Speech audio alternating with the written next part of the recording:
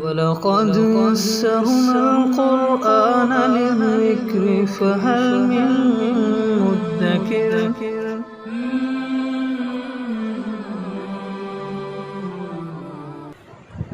آیت نمبر 20 سورہ جن۔ اعوذ باللہ من الشیطان الرجیم، بسم اللہ الرحمن الرحیم۔ قل انما ادعو ربی ولا اشرک به احدا۔ اے نبی صلی اللہ علیہ وسلم، آپ فرما دیجئے کہ میں تو اپنے رب کی ہی عبادت کرتا ہوں اور اس کے ساتھ کسی کو شریک نہیں ٹھہراتا۔ قل انی لا املک لکم ضرا ولا رشدا۔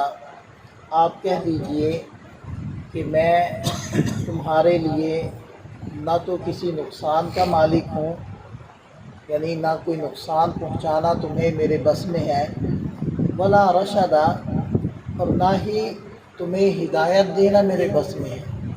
جیسے کہ ایک اور جگہ ارشاد فرمائے انک لا تہدی من احببت ولیکن اللہ یہدی من یشاء، کہ اے نبی صلی اللہ علیہ وسلم، آپ جس کو چاہیں ہدایت دے دیں، ایسا نہیں ہے، بلکہ اللہ جس کو چاہتے ہیں ہدایت دیتے ہیں۔ قل انی لن یجیرنی من اللہ احد ولن اجد من دونہ ملتحدا۔ آپ کہہ دیجئے کہ مجھے اللہ سے کوئی بھی نہیں بچا سکتا۔ اگر اللہ تعالیٰ مجھے پکڑنا چاہیں، مجھے سزا دینا چاہیں، تو کوئی مجھے بچا نہیں سکتا، کوئی بیچ میں رکاوٹ نہیں بن سکتا۔ تو ہر ایک کا اسی طرح معاملہ ہے، اللہ جس کو پکڑنا چاہے کون بچا سکتا ہے۔ وَلَنْ أَجِدَ مِن دُونِهِ مُلْتَحَدًا، اور میں کبھی بھی اللہ کو چھوڑ کر کوئی جائے پناہ، کوئی سر چھپانے کی جگہ نہیں پاتا۔ إِلَّا بَلَاغًا مِّنَ اللَّهِ وَرِسَالَاتِهِ، ہاں یہ بات میرے اختیار میں اللہ تعالیٰ نے دے رکھی ہے کہ میں اس کی بات اور اس کے پیغامات پہنچاؤں، یہ اس نے میرے بس میں کیا ہوا ہے۔ وَمَن يَعْصِ اللَّهَ وَرَسُولَهُ، اور جو شخص اللہ کی اور اس کے رسول کی نافرمانی کرے، فَإِنَّ لَهُ نَارَ جَهَنَّمَ، تو اس کے لیے جہنم کی آگ ہے، خالدین فیہا ابدا، اس میں ہمیشہ ہمیشہ رہیں گے۔ حتیٰ اذا رأوا ما یوعدون، یہاں تک کہ جب وہ لوگ دیکھ لیں گے اس چیز کو جس سے ان کو دھمکایا جا رہا ہے، جس کا ان سے وعدہ کیا جا رہا ہے، تو فَسَيَعْلَمُونَ، تو اس وقت یہ جان لیں گے کہ من اضعف ناصرا، کون مددگار کے اعتبار سے کمزور ہے، وَأَقَلُّ عَدَدًا، اور تعداد اور گنتی کے اعتبار سے کون کم ہے۔ اصل میں یہ مشرکین اس بات کے اوپر بھی ہنستے تھے کہ دیکھو دنیا میں ہی دیکھ لو کہ کس کے مددگار زیادہ ہے، کس کے حواری اور دوست وہ تعداد میں زیادہ ہیں، وہ تو ہم تعداد میں زیادہ ہیں۔ تو اللہ تعالیٰ نے ارشاد فرمایا کہ جب وہ جو قیامت قائم ہوگی، یا جو عذاب کا وعدہ ان سے کیا گیا ہے، جب وہ آئے گا تو اس وقت پتہ چلے گا کہ مددگار کس کے زیادہ ہیں اور کس کے دوست احباب زیادہ ہیں۔ قل ان ادری اقریب ما توعدون، آپ فرما دیجئے کہ مجھے معلوم نہیں کہ جس کا تم سے وعدہ کیا جا رہا ہے وہ قریب ہے، ام یجعل لہ ربی امدا، یا میرے رب نے اس کے لیے کوئی مدت مقرر کر رکھی ہے، اس کو کچھ تاخیر ہے، یہ میں نہیں جانتا۔ مشرکین کا یہ مطالبہ رہتا تھا کہ جی لائیں وہ عذاب کہاں ہے جس سے ڈراتے رہتے ہیں، کہاں ہے وہ؟ تو ارشاد فرمایا کہ مجھے اس کا علم نہیں ہے کہ اللہ تعالیٰ نے کب اس کو لانا ہے۔ عالم الغیب، وہ غیب کا چھپے کا جاننے والا ہے، فلا یظہر علی غیبہ احدا، وہ غیب پر کسی کو مطلع نہیں ہونے دیتا، وہ اسی کا خاصہ ہے۔ الا من ارتضی، اب یہ دیکھیں اس سے ذہن میں یہ بات آئے کسی کے کہ اگر اس کے رسول کوئی بات جانتے ہی نہ ہوں تو پھر وہ رسول کیسے؟ تو اس لیے اللہ تعالیٰ نے استثناء فرما دیا، الا من ارتضی من رسول، البتہ جس رسول کو اللہ پسند کریں کہ اللہ ان کو کوئی غیب کی باتیں بتلائیں تو اللہ تعالیٰ ان کو غیب کی باتیں بتلا دیتے ہیں، وحی کے ذریعے سے غیب کا علم ان کو دے دیا جاتا ہے۔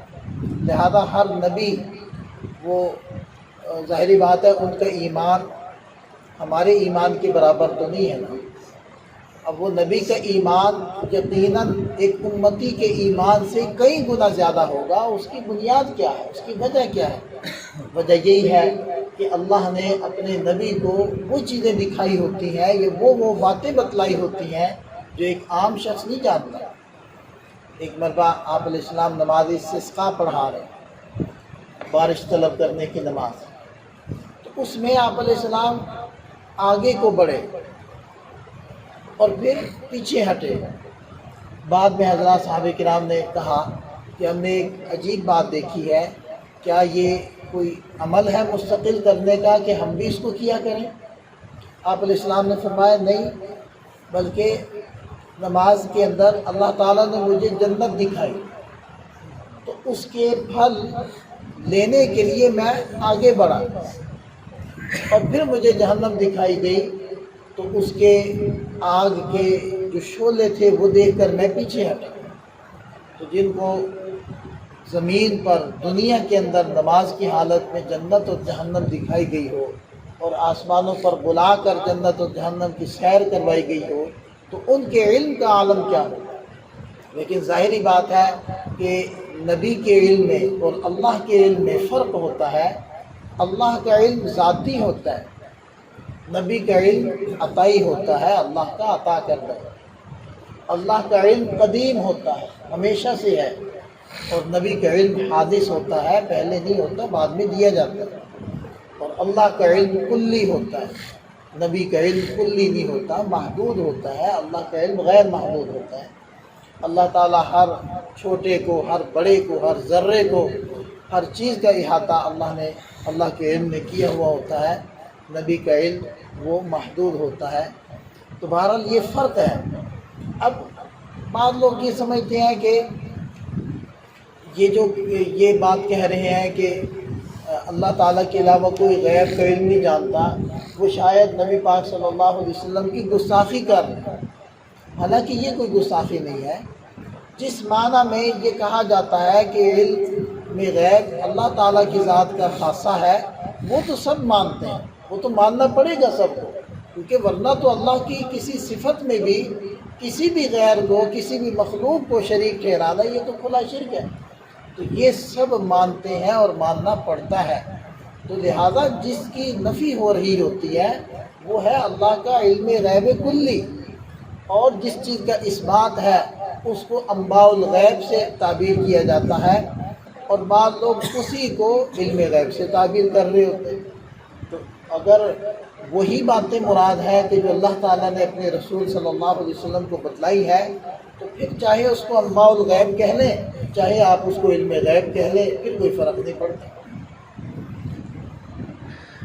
البتہ فَإِنَّهُ يَسْلُكُ مِن بَيْنِ يَدَيْهِ وَمِن خَلْفِهِ رَصَدًا، جب اللہ تعالیٰ کوئی بھی غیب کی بات اپنے نبی کے پاس بھیجتے ہیں تو نبی کے آگے اور پیچھے وہ پہرے دار موجود ہوتے ہیں جو اس بات کی بھی حفاظت کرتے ہیں تاکہ اس بات میں کسی بھی جن کا کوئی عمل دخل نہ ہو اور کوئی بھی اس کے اندر ملاوٹ یا کسی قسم کی آڑ اور رکاوٹ پیدا نہ ہونے پائے۔ نبی بھی محفوظ، اور نبی کے پاس جو علم آتا ہے وہ بھی انتہائی محفوظ طریقے سے پہنچتا ہے۔ لِيَعْلَمَ أَنْ قَدْ أَبْلَغُوا رِسَالَاتِ رَبِّهِمْ، تاکہ اللہ تعالیٰ جان لے کہ انہوں نے اپنے رب کے پیغامات کو پہنچا دیا ہے۔ وَأَحَاطَ بِمَا لَدَيْهِمْ، اور جو ان کے حالات ہوتے ہیں تمام حالتوں کا احاطہ اللہ نے کیا ہوا ہے، اللہ کے علم میں ہے ہر حالت۔ وَأَحْصَىٰ كُلَّ شَيْءٍ عَدَدًا، اور اللہ تعالیٰ نے ہر چیز کی گنتی کو گن رکھا ہے۔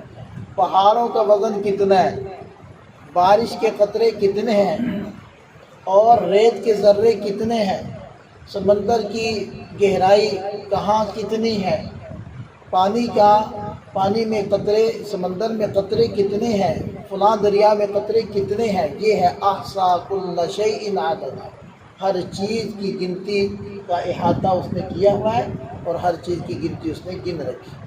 اللہ کا علم یہ ہے کلی علم کی یہ شکل ہے۔ اللہ تعالیٰ اپنی ذات و صفات کے علم نصیب فرمائے۔